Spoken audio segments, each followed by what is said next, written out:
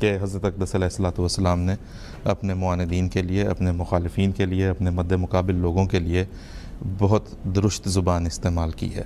اس کے بارے میں کچھ ہمیں بتائیں. بات یہ ہے کہ حضرت مسیح موعود علیہ السلام خدا کا پیغمبر ہونے کے دعوے دار ہیں. اس لیے اگر آپ سچے پیغمبر ہیں تو آپ کا سچا پیغمبر ہونا اس بات کا متقاضی ہے کہ آپ وہی زبان استعمال کریں جو خدا تعالیٰ اور خدا تعالیٰ کے انبیاء سچائی کے مخالفین کے بارے میں استعمال کرتے رہے. دیکھیں، نبی کا وجود وہ ایک روحانی سورج بن کر آتا ہے. جب سورج چڑھے گا تو حسین کا حسن بھی دکھائی دے گا اور بدصورت کی بدصورتی بھی نمایاں ہو جائے گی. تو انبیاء ایسے لوگوں کے جن کے دلوں میں گند بھرا ہوتا ہے اور وہ گند ان کی زبان سے اچھل اچھل کر باہر آ رہا ہوتا ہے، ان کی اخلاقی اور روحانی حالتوں کو بیان کرنے کے لیے پھر اس قسم کے سخت الفاظ کا استعمال کرتے ہیں. دیکھیں قرآن کریم فرماتا ہے کہ سچائی کے مخالفین وہ کیا ہیں؟ فرمایا سم بکم امیون، بہرے ہیں، گونگے ہیں، اندھے ہیں. فرمایا بعض مخالفین ایسے ہیں، اہل کتاب کے بارے میں فرمایا جعل منہم القردۃ والخنازیر، کہ اہل کتاب میں سے بعض بندر ہیں، بعض خنزیر ہیں. فرمایا اہل کتاب جو قرآن پاک کی سچائی کا انکار کر رہے ہیں، اولئک ھم شر البریہ، وہ خدا تعالیٰ کی ساری مخلوقات میں سے سب سے بدترین ہیں. چنانچہ یہی بات ہے. اور جو مشرکین تھے، اپنے بتوں کو خدا مانتے تھے، بتوں کے پجاری تھے، ان بتوں کی بابت بھی فرمایا قرآن کریم نے انکم وما تعبدون من دون اللہ حسب جہنم، تم بھی اور تمہارے معبود بھی جو بت ہیں یہ جہنم کا ایندھن ہے.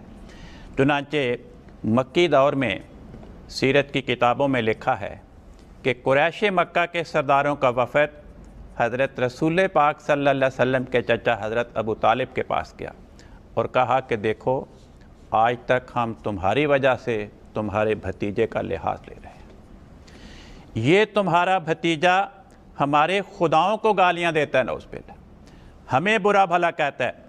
یا تم اس کو اس روش سے باز کر لو یا اس کی حفاظت سے دستبردار ہو جاؤ، پھر ہم اس سے نپٹ لیں گے.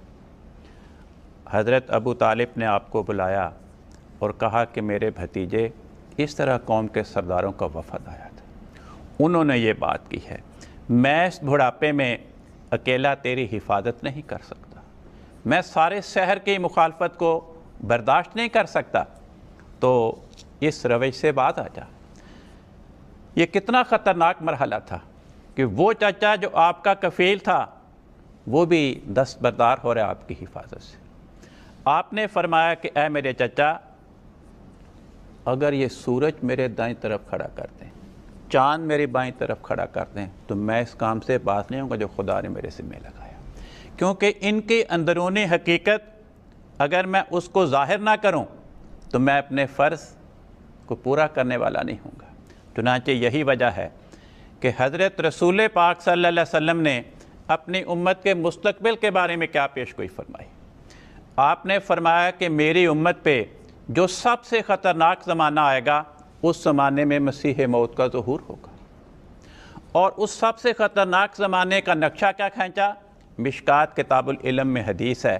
آپ نے فرمایا، حضرت علی رضی اللہ عنہ اس کے راوی ہیں، فرمایا لوگوں پہ ایسا زمانہ آئے گا اسلام کا صرف نام باقی رہ جائے گا، قرآن پاک کے صرف الفاظ باقی رہ جائیں گے، ان کی مسجدیں بظاہر آباد ہوں گی لیکن ہدایت کے اعتبار سے بے آباد ہوں گی. جو قوم کے رہنما ہوں گے، جو قوم کے لیڈر علماء دین ہوں گے جن سے رہنمائی طلب کی جاتی ہے، ان کے بارے میں فرمایا علماؤہم شر من تحت ادیم السماء، اس زمانے کے علماء آسمان کے نیچے سب سے بدترین مخلوق ہوں گے.